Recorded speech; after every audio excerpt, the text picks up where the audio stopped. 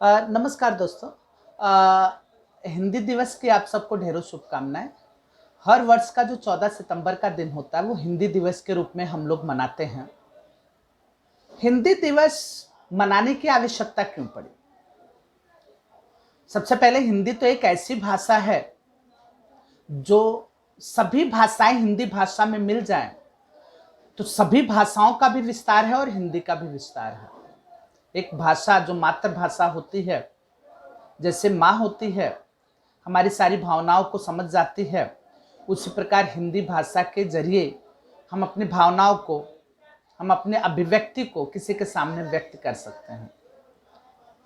मैंने ये भी पढ़ा है कि हिंदी भाषा की अपेक्षा अगर हम किसी और भाषा से कोई चीज़ समझना चाहें तो उसकी अपेक्षा अपनी मातृभाषा से वो चीज़ हमें 7 गुना जल्दी समझ में आती है। और इतिहास के पन्नों में मैंने ये भी पढ़ा है कि 1857 का जो पहला विद्रोह हुआ आज़ादी की लड़ाई को लेकर, वो विफल होने का सबसे बड़ा कारण यही था क्योंकि उस समय कोई कॉमन लैंग्वेज नहीं था, कोई सामान्य भाषा नहीं थी। एक बंगाल का व्यक्ति एक महाराष्ट्र के व्यक्ति के साथ अपनी बातें कैसे बांट सकता है, या महाराष्ट्र के व्यक्ति की मन की बात, या महाराष्ट्र का व्यक्ति क्या करना चाहता है और आज़ादी में अपना किस प्रकार योगदान देना चाहता है, ये बंगाल का व्यक्ति नहीं समझ सकता था। और ना ही बंगाल के व्यक्ति की वो भावनाएं महाराष्ट्र का व्यक्ति के समझ सकता था, क्योंकि उस समय कोई सामान्य लैंग्वेज नहीं थी, कोई कॉमन भाषा नहीं थी।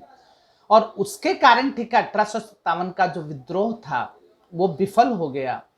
आज़ादी की चिंगारी जो है जन जन तक नहीं पहुंच पाई। हमारे सारे राज्य, हमारी सारी भाषाएं, हमारे सारे धर्म के जो लोग हैं वो मोतियों की माला की तरह एक ही माला में गुहे हुए हैं, और उनको जो जोड़ने वाला तार है वो है हिंदी भाषा।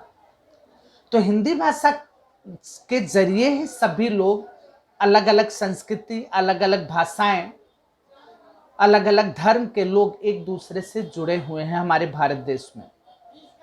और हिंदी भाषा तो एक ऐसी भाषा है जो जितनी ज़्यादा बोली जाएगी उतनी ही ज़्यादा इसका विस्तार होगा। सारी भाषाओं को मिला देंगे तो भी हिंदी भाषा का विस्तार होते चले जाएगा। और वो इसलिए क्योंकि हिंदी भाषा में कोई भेद नहीं है, कई भाषाओं का मिला हुआ एक संयुक्त भाषा है हिंदी भाषा, और जितनी ही बोली जाती है उतना ही इसका प्रसार होते जाता है। सरकारी कार्यालयों में आप देखेगा एक पखवाड़ा 14 सितंबर के बाद एक पखवाड़े का काम पूरा हिंदी में किया जाता है ताकि हिंदी भाषा का प्रचार प्रसार हो। हमारे देश की जो निर्धारित आधिकारिक भाषा है वो हिंदी निर्धारित की गई है।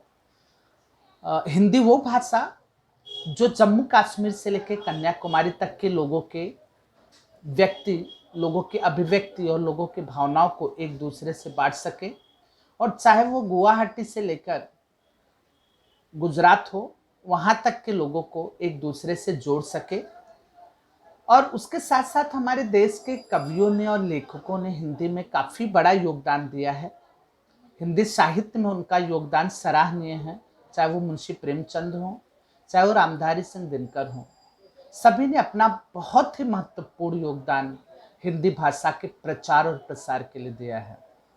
ठीक है, 14 सितंबर का दिन होता है हिंदी दिवस मनाने का, और उसके साथ साथ ये प्रण लेने का कि हम जहाँ तक हो सके अपनी भाषा का प्रचार और प्रसार करेंगे। और क्योंकि हमारी भाषा एक ऐसी भाषा है, सभी भाषाएं जैसे गंगा नदी है, गंगा नदी में बाकी सारी नदियाँ मिलकर, सहायक नदियाँ मिलकर और एक बड़ी नदी बन जाती है गंगा, और वो पूजनीय हो जाती है।